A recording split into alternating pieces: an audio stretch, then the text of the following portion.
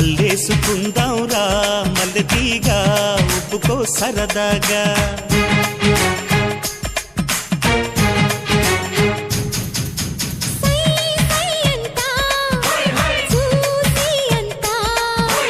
నీ సొమ్మంతా నాదేనంట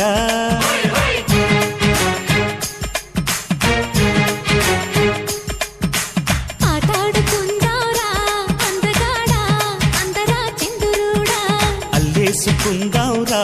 మల్లెతీగా ఒప్పుకో సరదాగా